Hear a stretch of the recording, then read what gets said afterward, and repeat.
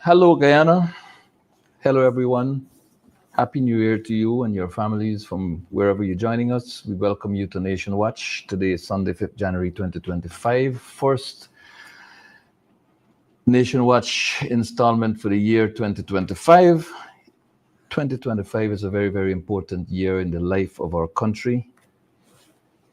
It is the year in which general and regional elections are constitutionally due. I believe that the latest possible constitutionally appropriate date by which those elections can be held is November 2nd, a short few months away from now. This is a year in which Guyanese will have to think very, very seriously about the future of our country and about our generations yet unborn.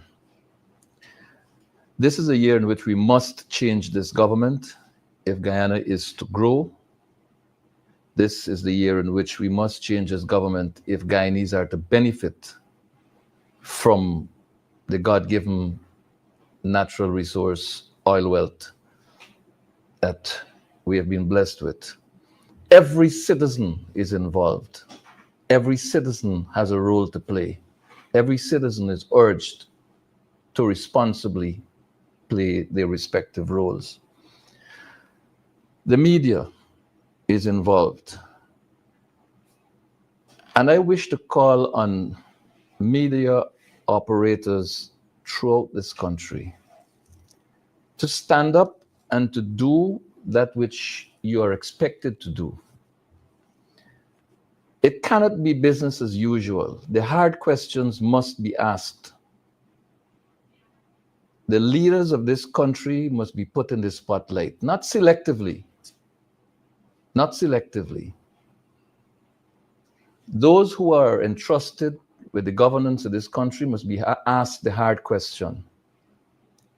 Guyanese citizens must be able to rely on the media for information that will help them to make decisions. The media must be strong enough to ask the People's Progressive Party and its leading members questions on corruption. Why have they dropped the ball, for example, on Sugate? Why is no one in the media asking the hard questions on corruption, but persist in asking political parties that are opposed to the government, what do you plan to do? Well, you are seeing what the People's Progressive Party has been doing for the last 4 years, and you're not asking them the hard questions. Let's revisit Sugate for a second. lest we forget. Specific individuals. What is your relationship with Mr. Sujurong? So my relationship, nothing. He's a tenant in my place, yeah. And he's a good friend of yours? Yes, he is a friend of ours. He claims that through his very close relationship with you, that he's able to get any deal done. Well, I don't. Do you use middlemen like Sue? The media has never really asked the hard questions of Mr. Jagdeo on this issue. Mr. Jagdeo, for his part, has taken a case to the court, to the High Court, a case that has never seen the light of day, a case that seems to be an iron curtain between the People's Progressive Party and answers to corruption. The church must be involved. The church must continue to speak the truth and enlighten its congregations across the country. I remember as a young Catholic boy, Bishop Benedict Singh, now deceased, often sent letters to the faithful, condemning what he saw and felt to be injustices. He had a right, he had the freedom, and he was never persecuted. The church must stand up. The NGOs must speak out. NGOs have been attacked by the People's Progressive Party. The IPADG has been attacked, denied subvention, justifiably theirs, and they have been denied it. All NGOs must speak out when one is threatened or hurt. The Bar Association must speak out, not only when one of your own comes under pressure from the politicized police force, but every time an injustice is done to the people of this country, the Bar Association should speak out. The injustice against professional women, for example, by the government of Guyana in its refusal to appoint 2 top judicial officers, is something that the Bar Association needs to address publicly and not allow the government additional time to dilly-dally until these 2 esteemed professional ladies either gravitate to higher office outside of Guyana or attain the age of retirement. They must be accorded due respect and they must be appointed. The disrespect for workers in this country, the disrespect for pensioners in this country, the disrespect for people of African descent in this country, particularly as it relates to land and land issues, the disrespect for indigenous peoples in this country must come under the microscope in this election year. And people must speak out. This is not about criticizing a regime. This is not about attacking a government or activists in a government or representatives of a government. This is about speaking the truth. This is about identifying factual situations and addressing them frontally in a very, very important year in the life of our country. Look at how our workers were treated. Look at how our pensioners were treated on this issue of cash grants. All the more reason for us to change this despicable regime in this year of elections 2025. Our pensioners sitting in the rain, our workers and elderly citizens of this country standing in the heat of the broiling sun when alternative arrangements could have been made to seamlessly put this resource into their bank accounts or to get it to them through a more well-managed, well-oiled machinery. But this is how our workers and pensioners were treated for the holidays. For the holidays. And these are all reasons for us to seriously contemplate changing this government in this year of elections, in this year when elections are constitutionally due. This is in Lethem, where our elderly people who could hardly stand are required to go to the RDC sub-treasury and to stand in a line and collect checks, and then go to either the post office or the bank. In this case, this is the post office, to collect money. Moving from place to place, standing in the broiling sun, walking in areas devoid of shelter. And our indigenous peoples too had their fair share with the distribution of cash grants in Cato, and the expectation that people from Paramakatoi, 8 hours walk away from Cato, to go to Cato to collect the cash grant. The alternative is to find money to pay the altering vehicles to get people to Cato from Paramakatoi. Now, if you pay $30,000 to get to Cato and $30,000 to get back to Paramakatoi, where is your 100,000 cash grant? What if you turn up there and you're told, like the people from St. Cuthbert's Mission were told, that having registered and been verified, that no record could be found, and 90% of the indigenous peoples of St. Cuthbert's Mission who were eligible, who were qualified for this cash grant, had to travel outside of their village, having registered 3 weeks ago, had to travel from their village to places like Yarrocabra, Kurukururu, and Kurukuru to re-register all over again. It is only because of the Tushau's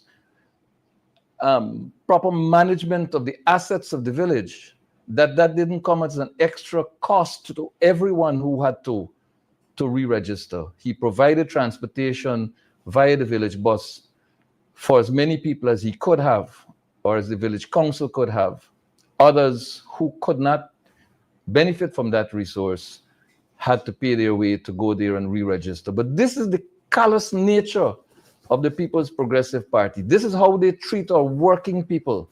This is how they treat our pensioners who have done their national service. This is how they treat the indigenous peoples on whose vote they believe that they must rely to retain control of the levers of government in this country.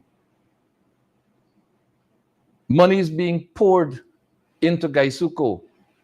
Gaisuko is reportedly racked up a loss of $18 billion in 2024. They've had a reduced production target of 70,000 tons, and they could barely manage 50% of that. Yet, money continued to be poured into Gaisuko, and the sugar workers continue to be treated exceptionally well. In their case, they got their cash grant without any hiccups and without having to go through any hoops and hurdles. But the president fails to take responsibility for the failure and mismanagement of Gaisuko. The minister fails to take responsibility for the mismanagement and failures of Gaisuko. The CEO fails to take responsibility. And what are they going to do? They're going to fire junior managers in the system. Sacrifice junior managers in the system for the flaws and mismanagement and failings of the executive. This is the way the People's Progressive Party is treating our people. Promises to the indigenous peoples for the review of the Amerindian Act, all out the window. Commitments made by Ali to the people of Region 7 that money is available and that they will do the revision, all out the window. The indigenous peoples of this country have noted and continue to note the contempt with which this government treats us. And in this year of national and regional elections, the indigenous peoples of this country will demonstrate in a tangible way to the People's Progressive Party that we have had enough and it's time for a change. But to get to how we will make that change, I'd like to present my guest, Commissioner Vincent Alexander. Mr. Alexander is a commissioner at the Guyana Elections Commission, and he is an advocate for a clean voters list and biometrics at the place of poll at the level of the Guyana Elections Commission, which is one of the pathways to free, fair, transparent, and acceptable elections in Guyana. Mr. Alexander, welcome and thank you for joining me. Thank you very much, Mervyn. I know I've taken a chunk of time out of our scheduled 1 hour engagement. Forgive me for that. GECOM, Mr. Alexander, is actively engaged in discussion on this question of biometrics. What's the state of play? Thank you very much, Mervyn. First of all, permit me to take the opportunity to extend the best wishes to our listeners, our viewers, and the people at large for 2025. Wishing them a conscious, a proactive, and a productive 2025. The question of GECOM. The first thing I'd wish to say is that GECOM has a very lethargic and I would say tardy approach to the matters with which it is confronted. We have been in recess for the Yuletide season. In my humble opinion, which I expressed at the level of the Commission, is that there is so much to be done that we ought not to have gone into recess, that we should have observed the national holidays, but apart from those national holidays, we should have worked through the season to get things done. And one of the big things that is outstanding is a decision on biometrics, a decision on introducing digital registration at the offices of GECOM and introduction of using biometric digital identification at the place of poll. We spent approximately 2 months discussing this matter. And in those discussions, there was a clear divide. The commissioners nominated by the government were in opposition to the introduction of biometrics. The commissioners nominated by the opposition were in support of the introduction. And I dare say that the commissioners nominated by the opposition gave very good reason why biometrics should be introduced. The other commissioners, well, some of them hardly spoke on the matter.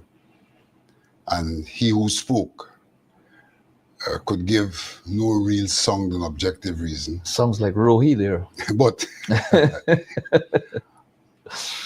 objected.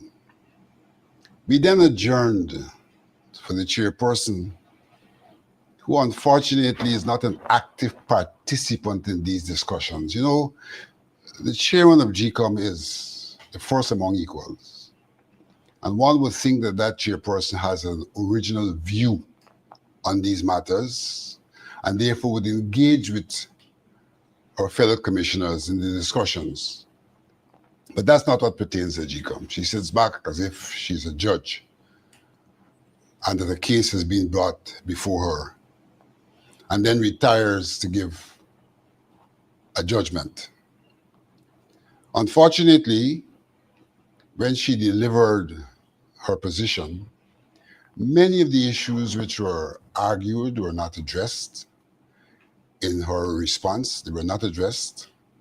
And she took the position that Well, we are not quite there in terms of the level of information to make a decision. So she didn't come and say, well, I don't support it, but certainly did not lend to the progression of the issue by saying that we're not quite ready for this.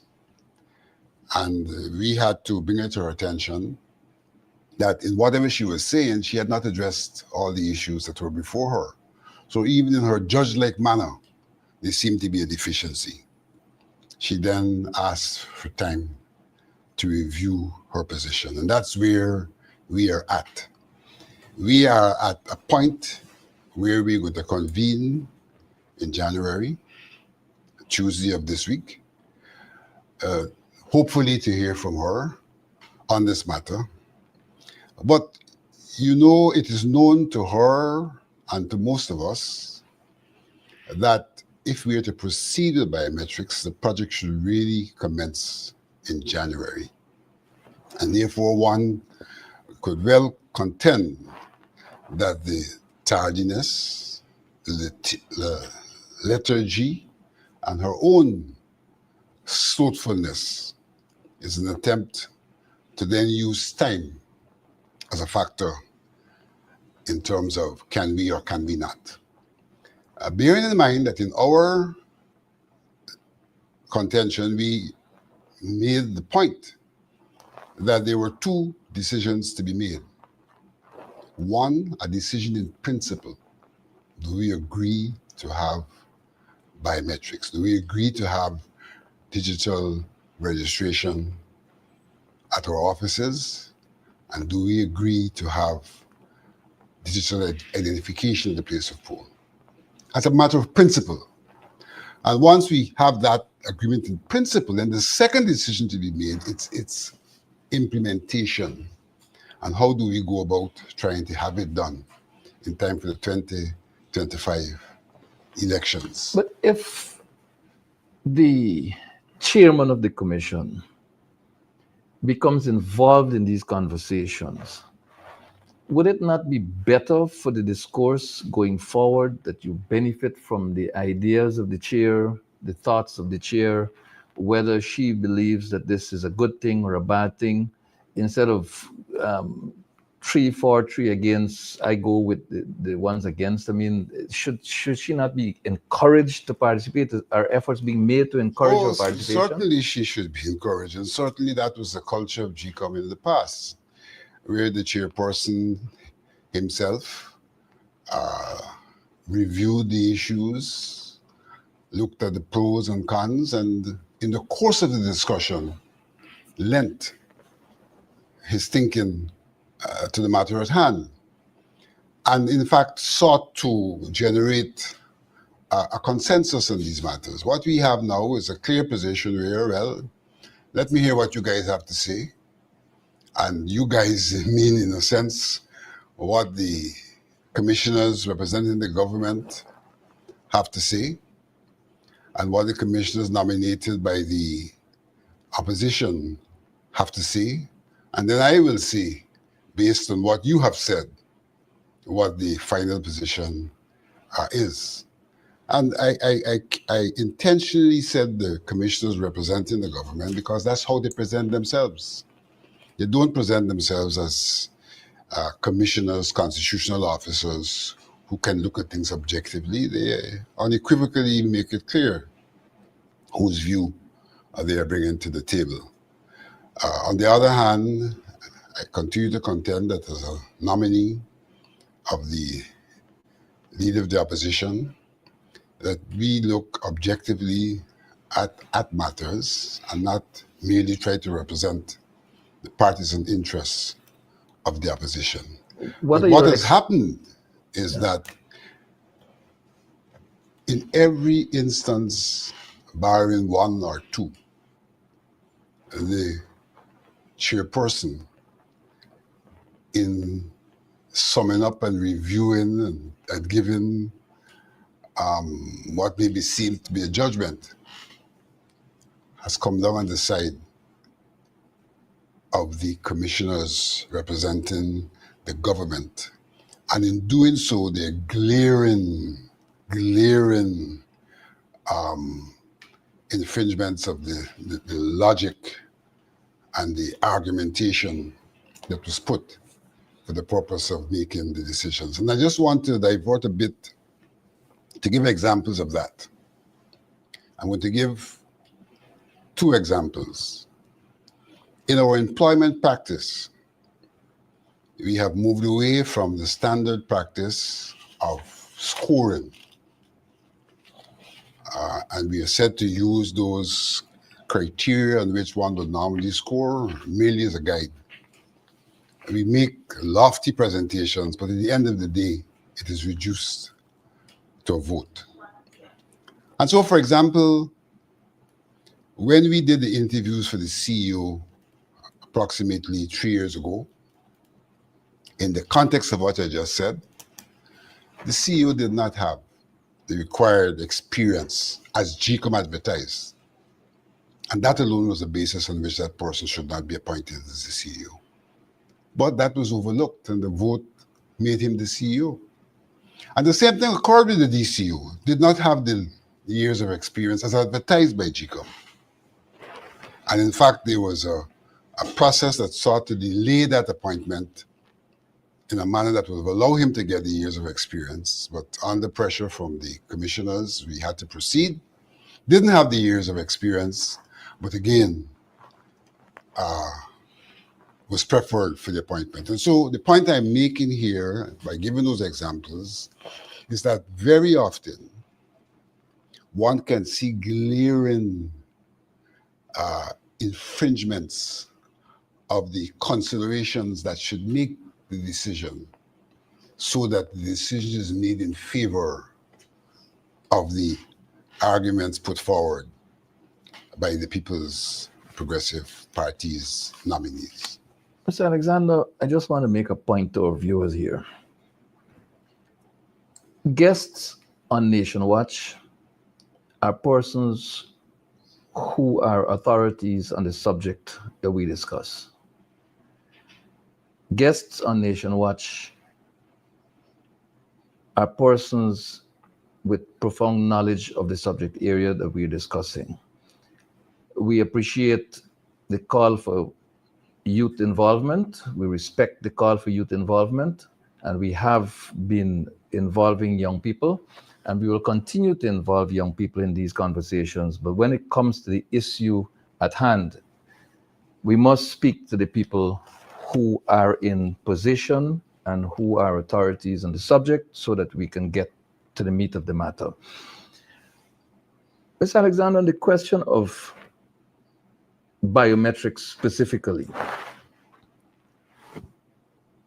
I have registered to test the system particularly, and I have the evidence, photographic evidence of my registration for this cash grant.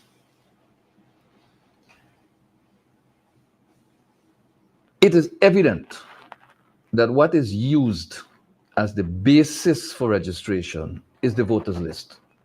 It is evident. At minimum, it is the National Register of Registrants, at minimum. My identification card was scanned, and there was no need to ask me any information regarding my name, date of birth, or address. It was all there. A photograph was taken, and I was required to remove my spectacles for the purpose of the photograph, which means that the photography, the method being employed had something to do with perhaps a retina scan of some sort.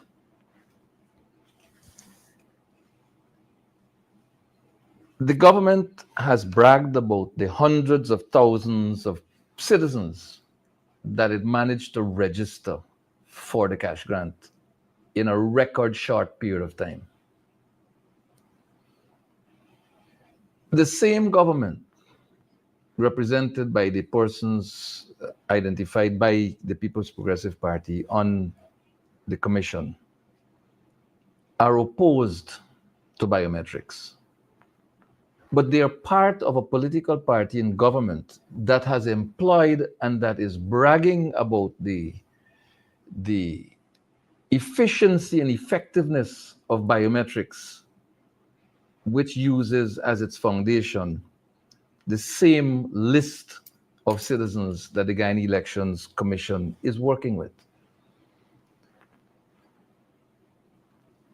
Talk us through what's happening here. Is it that the People's Progressive Party is afraid of biometrics on the one hand at the level of GECOM, but find that it can manipulate for its own narrow political agenda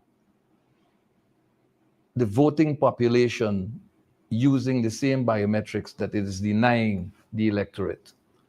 Mervyn, all that is happening now is a revelation of the People's Progressive Party's disposition to GECOM's voters list. Why do I say that? I say that because of this. People's Progressive Party in principle is not opposed to biometrics. Only recently the Vice President once again boasts. You mean the second one? The second Vice President? Vice President Jagdeo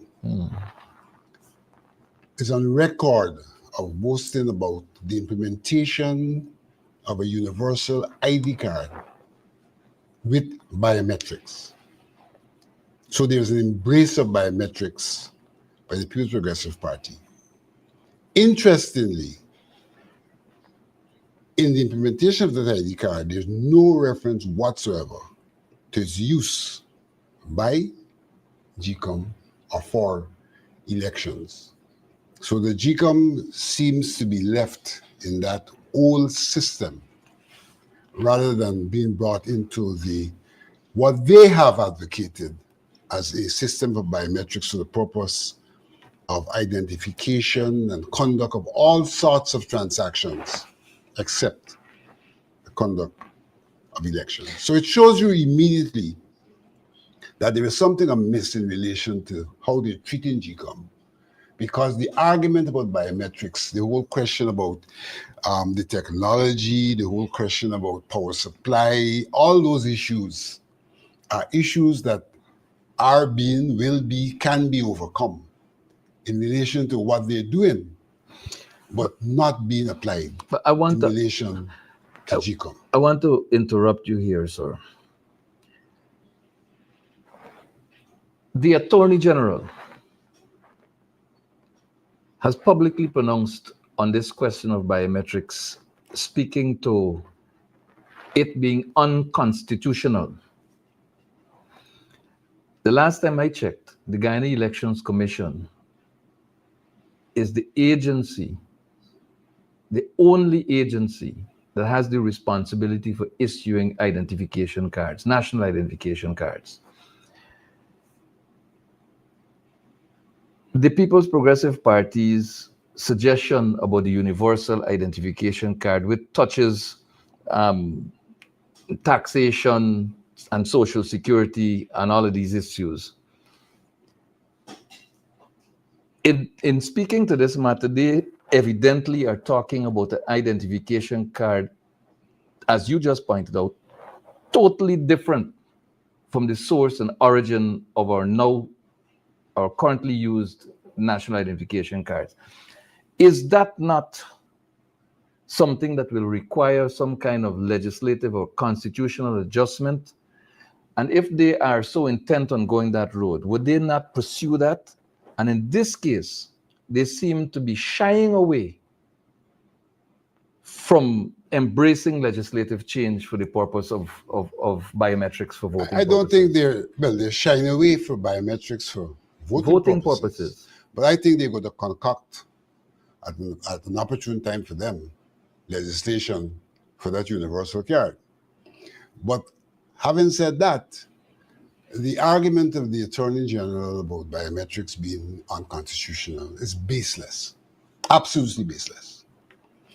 Let me remind the listening public, when we talk about biometrics, we're talking about two things: registration, digital registration. If one reads the laws pertaining to registration, GECOM has to make the determination of how it conducts its registration, what methods it uses to conduct its registration. Biometrics, digital registration, all that is going to change is rather than taking the fingerprints manually, they'll be taken digitally. There's no legal requirement, no legal change for that to occur. The law provides for GECOM to determine how how registration is done. And in that regard, has already determined that fingerprints are taken manually, and all that is required now is for them to determine that fingerprints are taken digitally. So it is balderdash from the Attorney General if he attempts to say it's unconstitutional. The other level at which they try to say it's unconstitutional is to have fingerprints as the basis for identification at the place of poll. And they try to reference a decision of the past. And let me clarify that. When we talked about voter identification, we were talking about building onto a system where people are registered, have ID cards, an additional document. And what the judge essentially ruled is that once you are registered, then there should be no additional requirement for you to be able to cast your vote. And that was the voter's ID card in contention. Right, and that was the voter's ID card. That did not interfere with the use of the national ID card. We still use our national ID cards to vote, and in the absence of a national ID card, we do an affidavit.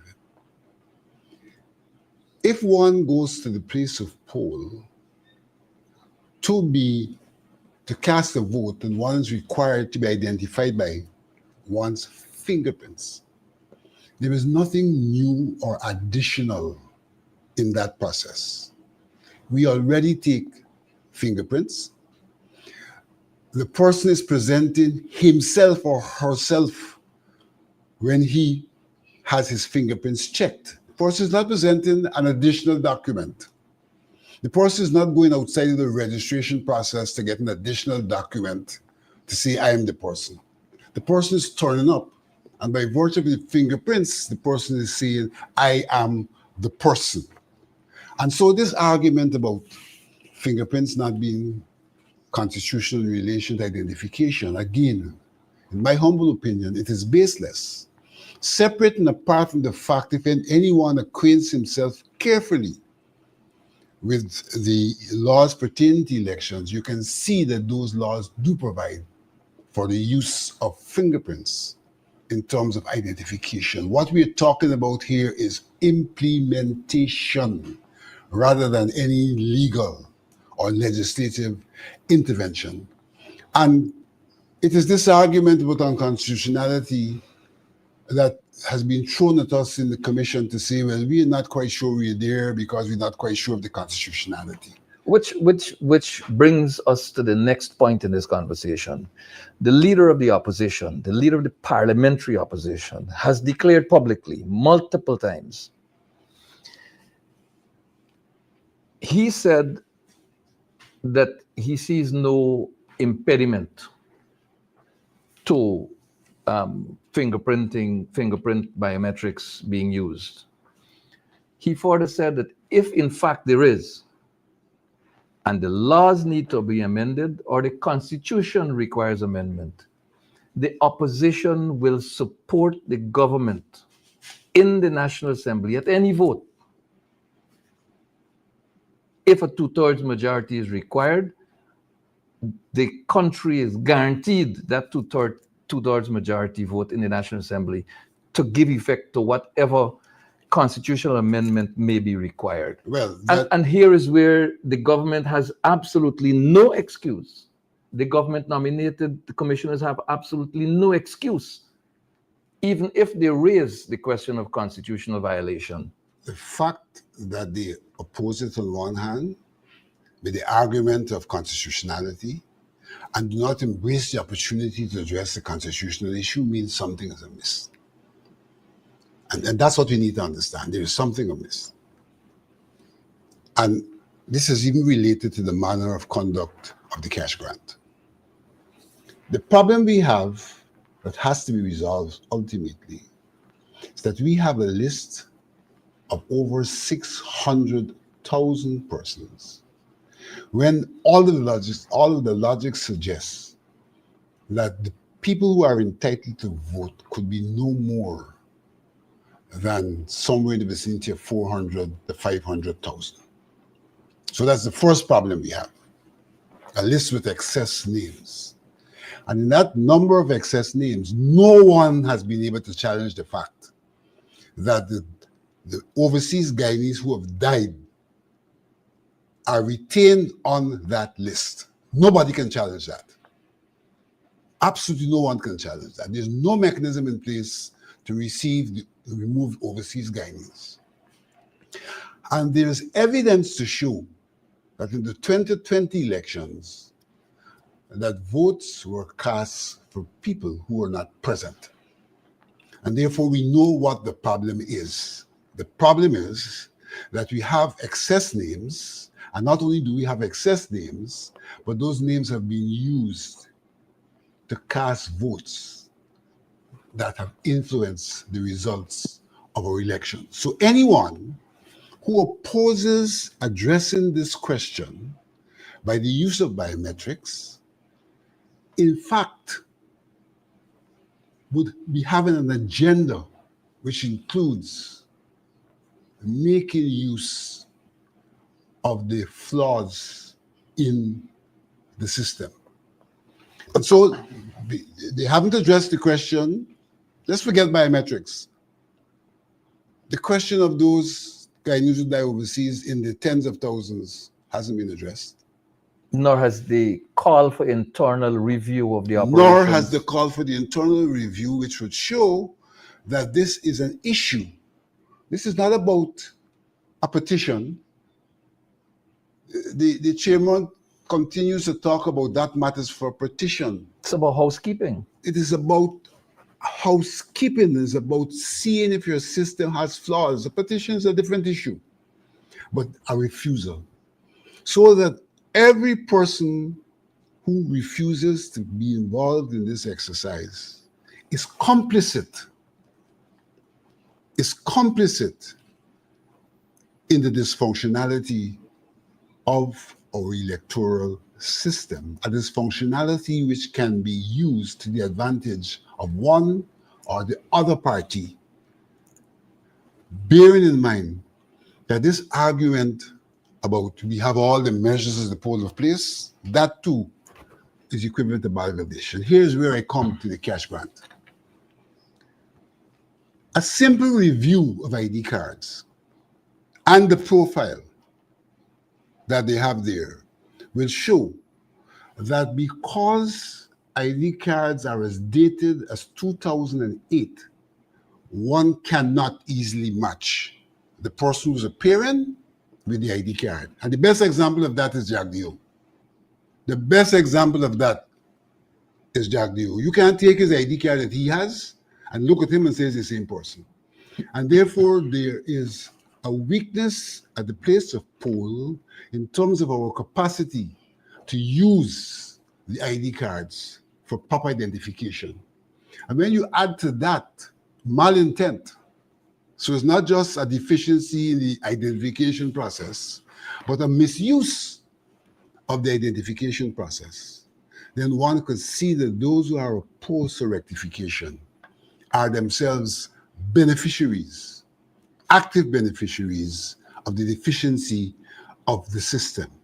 And therefore, there's the big question: can this country and should the electorate, with all the evidence before us, allow us to go to the election using a list with excess numbers, a list which has previously been misused, and a system that does not guarantee you the kind of identification that digital identification at the place of poll would do. It would, even with the old list, with digital identification, a lot of the possibilities of infringements would be removed, and we would get to what the Constitution speaks about: an election that is free and fair. And so we are, in fact, flouting our constitutional responsibility when we do not seek to rectify these matters.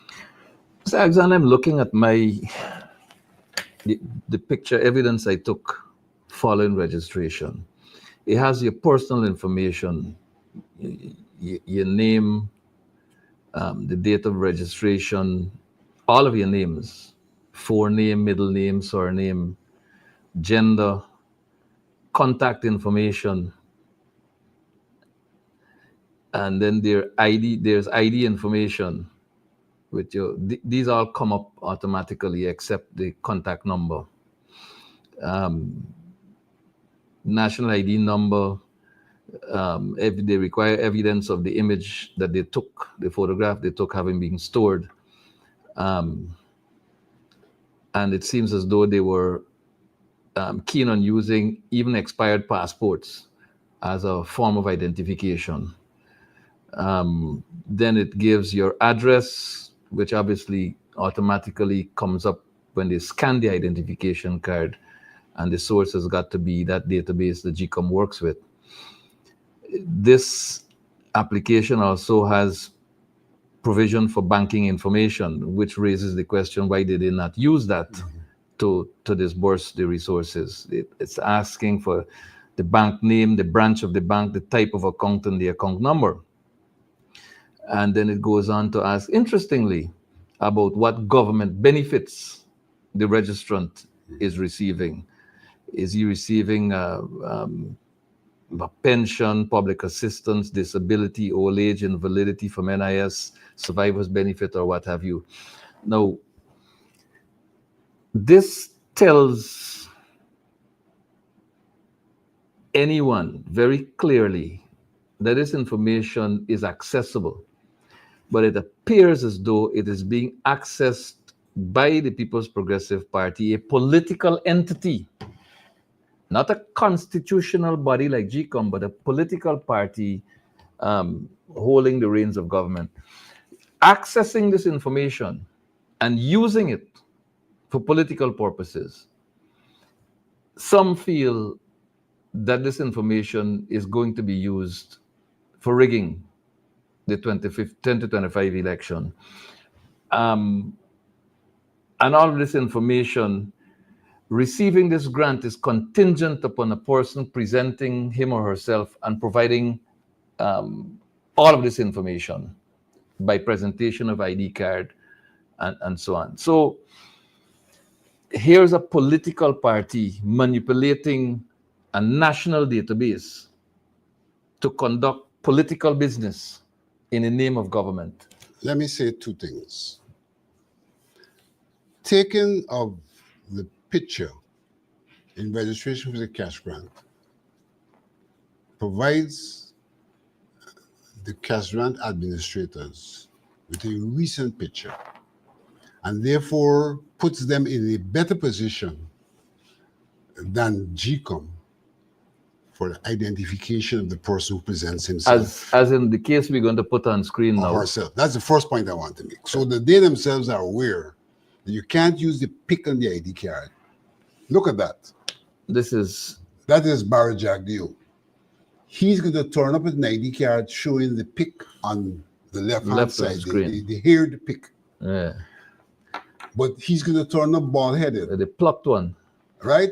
And there's no way that anybody could say that, yes, this is Barry Jagdeo. And that's the problem we have with the ID cards. And that's the reason why we need either to do a re-registration that allows for the information in the system not to be dated, or to have biometrics, because fingerprints do not have the same difficulty that you have with pictures, right. And therefore one can do current identification with fingerprints. So we're seeing where the system is flawed. Not only the question of the excess, but the question of actual identification at the place of poll with these ID cards that are dated. And that's why GECOM in the past discussed the question of retiring ID cards. These are not issues we haven't discussed. Retiring the list. We discussed both the question of retiring the list and specifically the question of retiring ID cards so that we could have up-to-date information on our voters. We have not taken the measures required, though we discussed those in the past. And in fact, what we've done is to go back on those decisions. So for example, when we were about to engage in house to house in 2018, 2019, it was not because somebody wanted to do house to house then frivolously. It's because in 2008, we had already taken the decision To retire the every list. 7 years we retired the list. So in fact, we have an up-to-date list that does not bear the names of dead persons who we cannot take off of the list. And we have up-to-date pictures, up-to-date ID cards of those persons. And fingerprints. And the fingerprints. Mr. Alexander, you do not come over as being very confident that we can, in fact, based on the operations of the Elections Commission, that we can, in fact, arrive at a place where we get biometrics at the place of poll and a clean voters list. Walk us through the steps. We will go over time again. This is critical information. So get out your pens and your bits of paper and make some notes. I'm going to ask Mr. Alexander now to walk us through the stages that we must go through in order to obtain biometrics at the place of poll come elections, whenever they do. To obtain biometrics at the place of poll, Yes. we can simply use the fingerprints that are currently in the system and that are already digitized. We do have digitized fingerprints in the system. We take the fingerprints manually, then we digitize them because it is the digitized fingerprints that we send for cross-matching. So we can simply take the digitized fingerprints that we have and put them into a mechanism that allows for comparison of those prints with the actual fingerprints at the place of poll. That could be done. That has its weakness. It's not perfect because our manual fingerprints are themselves not necessarily perfect. There's a percentage of our manual fingerprints that cannot be used because taking them manually, you don't always get a perfect fingerprint. And that is why one will want to go to digitizing the fingerprints at the inception. What we do now, we take them manually and then we convert them. And the difference is this, that when you're taking a manual fingerprint, you can have flawed fingerprints, but you don't know until you use them digitally. But if you take a digital fingerprint, that fingerprint comes out perfect because the machine rejects a flawed fingerprint. So you end the process with a clean print. So you end the process with a clean print. So I go back. We can use the fingerprints we presently have, and that would put us in a better position than we're in, but that has its imperfections because that is based on fingerprints taken manually initially. The perfect system would be to take the fingerprints digitally, and so from Jump Street, you would have digital fingerprints that you can then simply have available in a standalone mechanism at the place of poll, where the voter comes in, and like anybody does when they go to the American system for immigration. You put your finger there, and they're able to see that this matches what's in the system.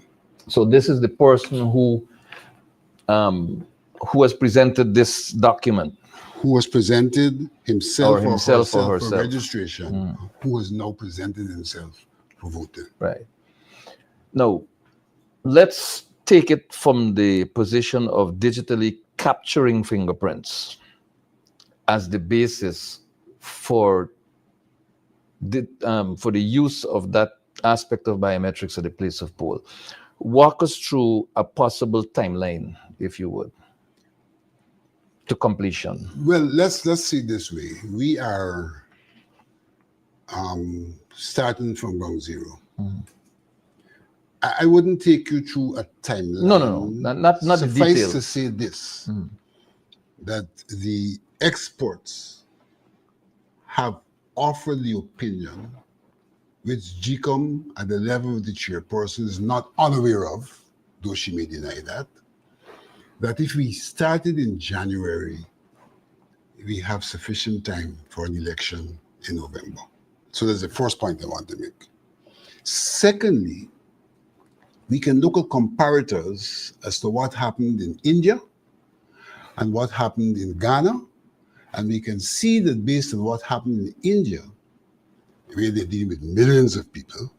Same in Ghana. What happened in Ghana, where they're dealing with a minuscule minuscule Comparative. Comparatively, that they were able to do it within the time frame that we have at our disposal. And they have succeeded in slashing multiple voting significantly based on the reports. That is the issue that we are seeking to address.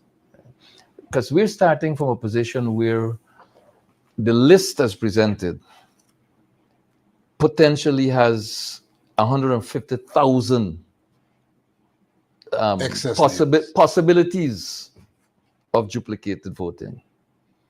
We're starting from that position, and we're starting from a position that somewhere between 5,000 and 7,000 votes may constitute a seat.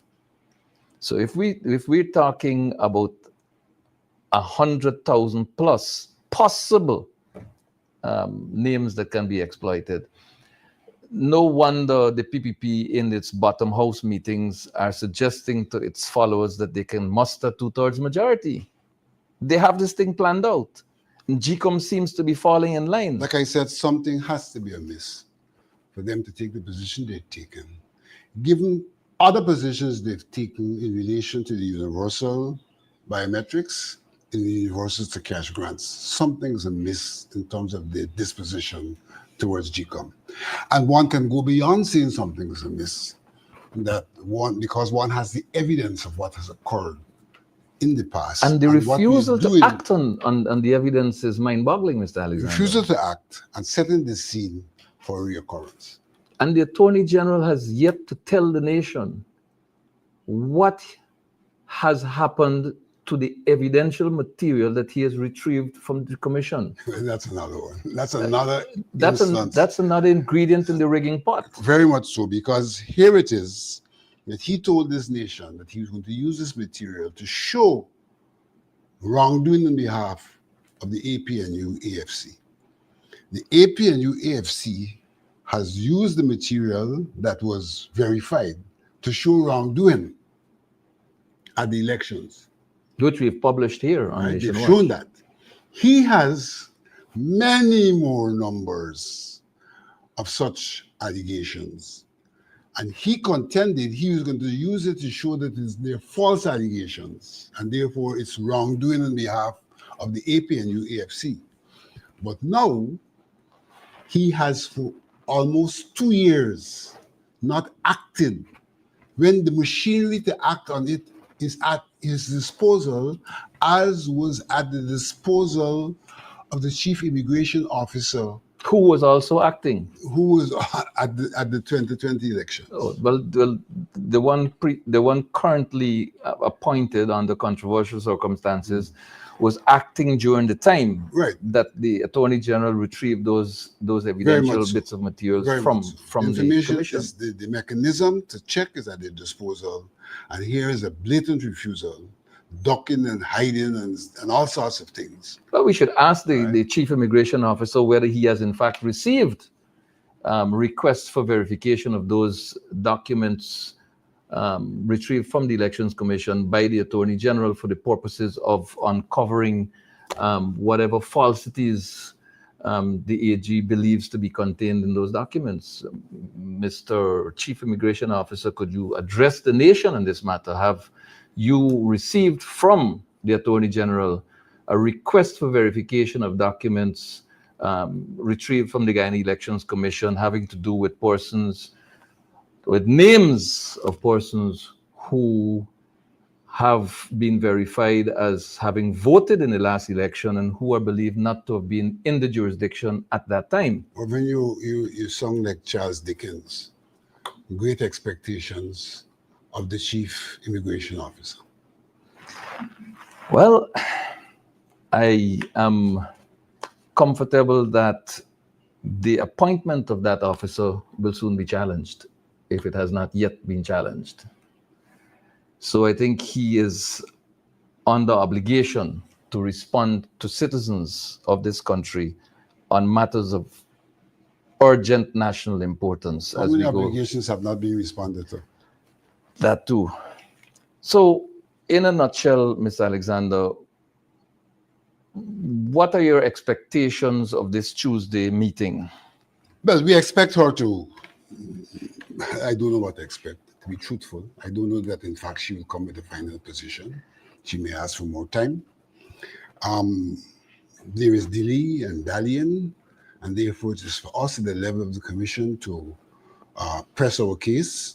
It's for us to go beyond the commission to let the public understand what is taking place so that the affected constituency, the people who have to vote, can understand what is happening, and so that they themselves could be an active party in pressing for what is required. We are going to do our utmost at the level of the commission. We're going to, in local parlance, skin them up, press for a just decision, but certainly at the end of the day, in the context of Guyana, the people of Guyana have got to take a position on this matter for it to be finalized. If you get good news on Tuesday, are you satisfied that there's enough time? Are you personally satisfied, based on expert advice and your knowledge of the ins and outs and the workings of the commission, its lethargic reaction notwithstanding, are you satisfied that if there's an agreement that we're going to have biometrics at the place of poll following the Tuesday meeting, do you see us having sufficient time to implement that for the next elections? We have to contextualize that question. We have a problem to solve, and we have to do what is required to solve the problem. In 1990, 91, 92, we had a problem to solve, and we used postponement of the elections for a short period to ensure the problem was solved. We have precedent on the question of time. We do have precedent in that regard, but I'm not talking about extension quite yet. I'm talking about whether the constitutionally available outside date can be met. The experts have said that once we start in January, we can do so, and I have to take what they say. But as someone who's dealing with a system with an objective, I also have to have in mind what are the options. Right. Now, let's talk a little bit about 90 to 92. There's an observation I wish to make. A range of issues were on the table in 1990. Electoral reform a range of issues. One of those issues I want to pick on, overseas voting. Dr. Jagan and the People's Progressive Party called for an end to overseas voting. Overseas voting, as you may know, ladies and gentlemen in the listening and viewing audience, is where Guyanese who reside abroad can go to an identified place in that jurisdiction and cast a ballot in the elections being held in Guyana for a party of their choice. Dr. Jagan insisted that overseas voting come to an end.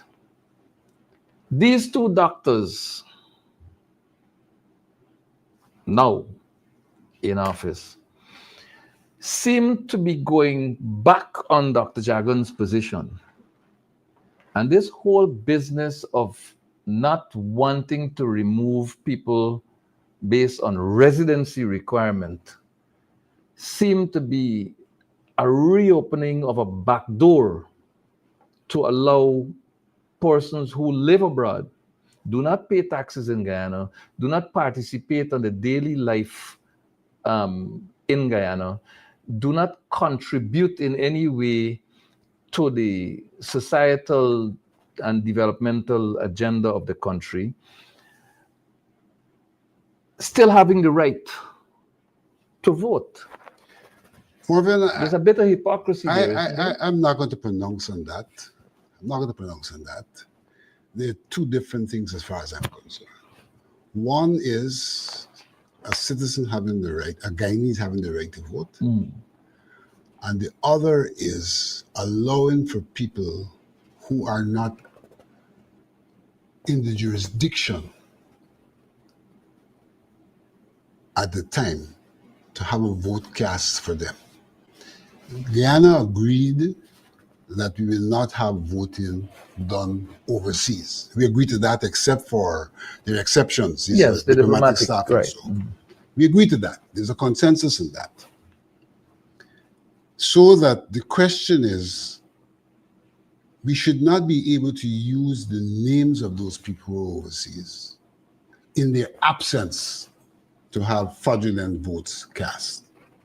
And in that regard, I want to bring another matter to your attention. We wouldn't be able to discuss that in detail, but this is the question of one of the legislative changes they made, which says that in the registration process, you're no longer required to identify a citizen at the place which he or she is registered, the address of registration. All you need to do is to verify that the registration Address exists.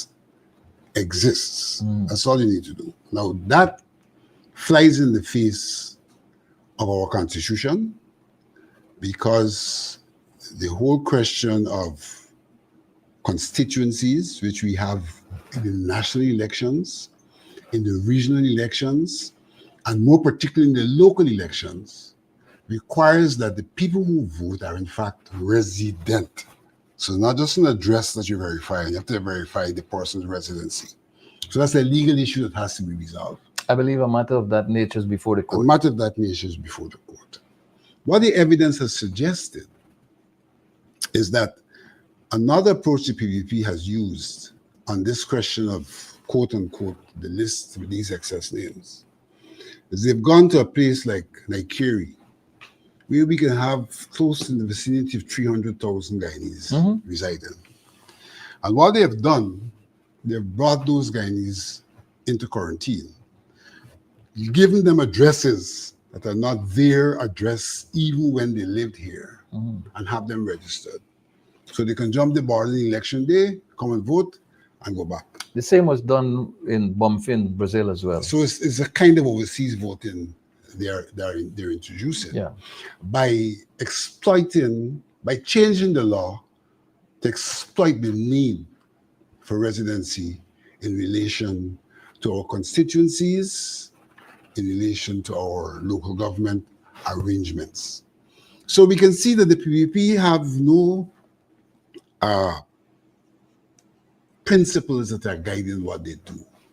they have an objective, and that is how do they mobilize, dead or alive, as many votes as possible to go into the elections. Bearing in mind an important point you should make, given the closeness of our elections, you just need to fudge a 5 or 10,000, and that can make the difference.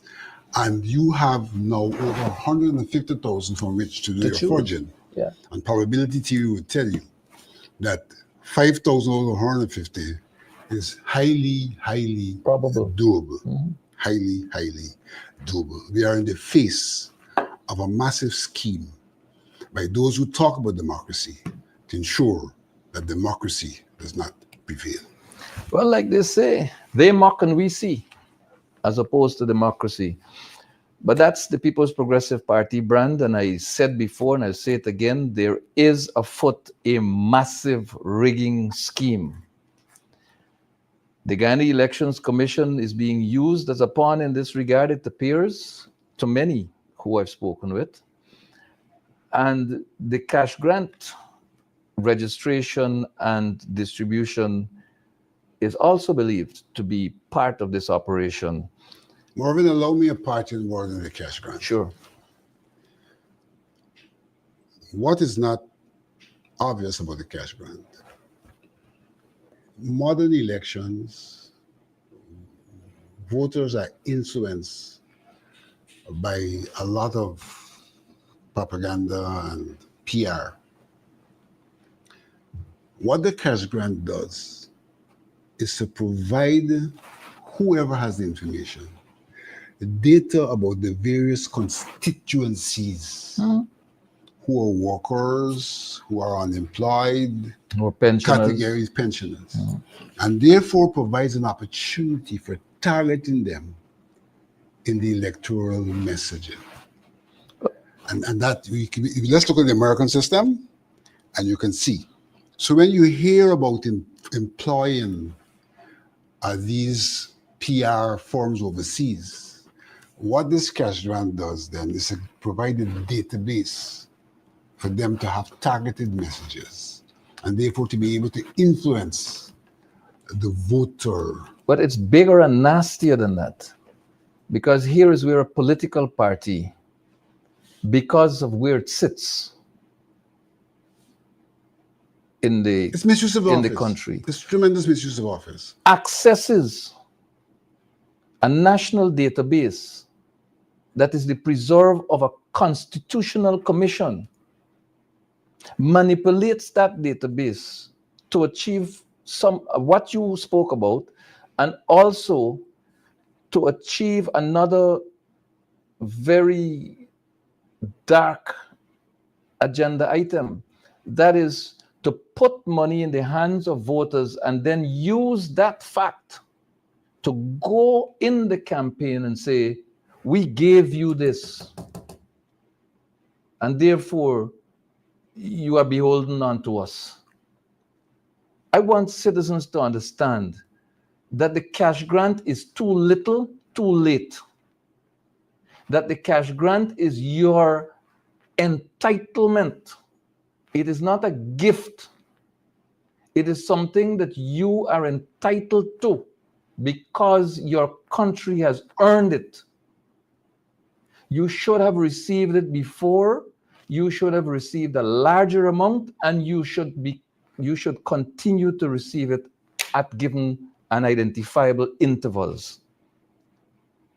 So this is no gift from the People's Progressive Party. And the manner in which they approach this entire operation, Mr. Alexander, is clearly, as you identified it, an abuse of public office. Yes, they will run out there and say, well, oh, Alexander and Williams don't like the idea that people are getting money, which is not true, but that's how they're going to spin it. We believe people are entitled to money from the oil fund, and we believe they're entitled to more. We believe that they're entitled to it in a predictable manner and in a manner that it is sustainable and in a manner that would allow them to use it for their personal development. Who in this country, Irfan Ali, who in this country can take $100,000 and create generational wealth? What nonsense is that? What utter rubbish is that coming from you? a man who benefited from more than $500,000 increases in salary while his citizens can barely get $5,000 and $10,000. Who's going to create generational wealth from $100,000? They create generational poverty. Absolute nonsense coming from somebody who boasts of having a PhD and being a president of a country.